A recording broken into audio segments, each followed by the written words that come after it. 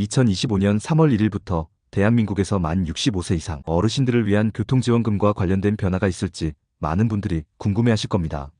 현재 시점 2025년 2월 22일에서는 구체적인 법안이나 정책이 확정되지는 않았지만 최근 정부와 지자체의 움직임, 그리고 고령화 시대에 대비한 계획들을 종합해 예상되는 내용을 정리해 보겠습니다.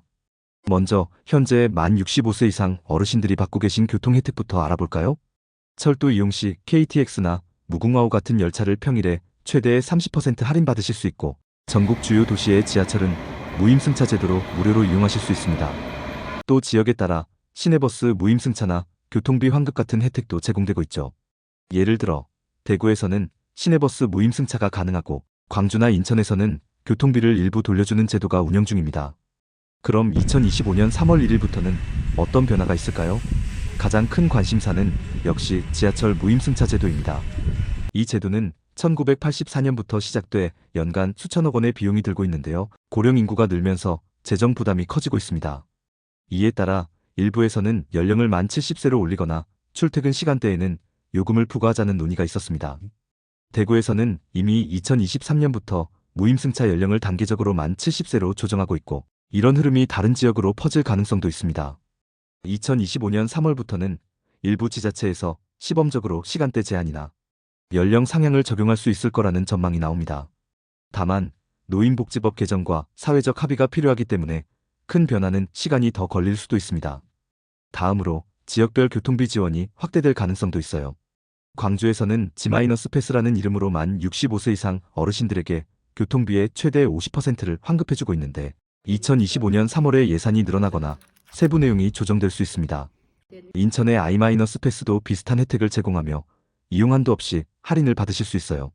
경상북도에서는 만 70세 이상 어르신을 대상으로 시내버스 요금을 무료화하는 계획이 2025년부터 추진 중인데 3월부터 본격적으로 시작될 가능성이 높습니다. 또 하나 주목할 부분은 K-패스와의 연계입니다. K-패스는 대중교통 요금을 할인해주는 제도로 만 65세 이상 어르신들도 혜택을 받으실 수 있어요. 2025년 3월부터는 K-패스와 지역패스가 연계되거나 환급 금액이 조금 더 늘어날 수 있다는 이야기가 나오고 있습니다. 이렇게 되면 교통비 부담이 줄어드는데 큰 도움이 될 겁니다. 법안 측면에서는 노인복지법 개정이 논의되고 있습니다. 무임승차 연령을 올리거나 제도를 바꾸려면 국회에서 법을 고쳐야 하는데 2024년 말부터 2025년 초 논의가 진행된다면 3월부터 적용될 수도 있습니다. 하지만 어르신들의 반발이나 정치적 상황을 고려하면 바로 시행되기는 어려울 수도 있어요.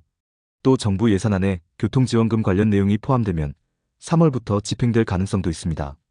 예를 들어 서울시는 어르신 복지계획에 교통지원을 넣고 있어서 추가 혜택이 생길 수도 있죠.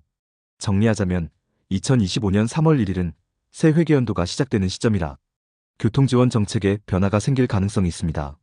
지하철 무임승차 제도의 조정, 지역별 지원 확대, K-패스 연계 강화 등이 예상되는데요. 정확한 내용은 정부나 지자체의 공식 발표를 기다려야 합니다.